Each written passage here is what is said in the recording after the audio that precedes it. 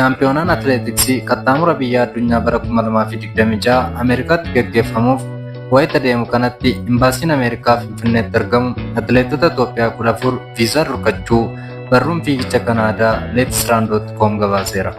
Barreessituu waliigalaa Federeeshinii Atileetiksii Itoophiyaa EAF Amansiisaa Kabbadee barruu Leetsraan.com itti akka himanitti dhiironni umurii 20 gadii yookiin under 26 fi dubartoonni umurii 20 gadii yookiin under 24 akkasumas atileetonni olaanoo 4 iyyanni viizaa isaanii fudhatama dhabuu eeraniiru. Kanaanis Itoophiyaan shaampiyoonaa teelaasii Filooriidaatti gaggeeffamuuf atileetota dhiiraa umurii 20 gadii tokkoo fi atileetota dubartootaa umurii 20 gadii 3 qofa qabattee dorgommicha irratti hirmaatti jedhameera. Barruun fiigicha Kanaadaa akka gabaasetti imbaasiin Ameerikaa Finfinneetti argamu atileetota Itoophiyaa 14 viizaa dhorkachuun atileet Ayyalee Sawunnatii fi atileetii dubartoota 3 qofaaf viizaa imalaa gara Yuunaayitid Isteetii mirkaneesseera jedhe.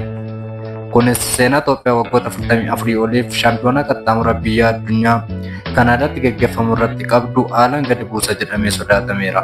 Itoophiyaan waggoota 44 walitti aansuun shaampiyoonaa qaxxaamura biyya addunyaa kiroos kaanturii irratti meedaaliyaa argachaa kan turte yoo ta'u, yeroo ammaa garuu atileetonni hedduun viizaa Yuunaayitid Isteet dhorkatamuun kaayyoo atileetota Itoophiyaa irratti kufutaa jedhameera. Kanaanis Itoophiyaan dorgommii shaampiyoonaa qaxxaamura biyya addunyaa umurii 20 gadii dhiiraa fi dubartootaa irratti garee guutuu dhiyeessuu akka hin dandeenye ni taasisa jedhameera.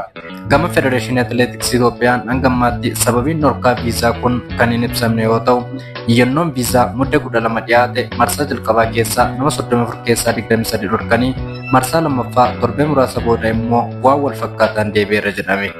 Dhorkiin viizaa kun Itoophiyaa dabalatee Eertiraa, Xaaliyaanii fi Jarman gareewwan isaanii gara dorgommii kanaatti kan hin argine keessaa ta'uun gabaafameera. Itoophiyaan shaampiyoonaa qaxxaamura biyya addunyaa irratti waggoota 44 hirmaannaa jabaa fi bu'aa olaanaa galmeessuun kan beekamtu yoo ta'u, kunis atileetiksiin Itoophiyaa seenaa addunyaa irratti bakka olaanaa akka qabaattu kan mirkaneessan alaabaa biyyaa dorgommiiwwan idil addunyaa irratti ol kaasaa turuu fi maqaa biyyattii waamsaa turan ta'uun ni yaadatama. Kun giddoo baayogiraafiidha.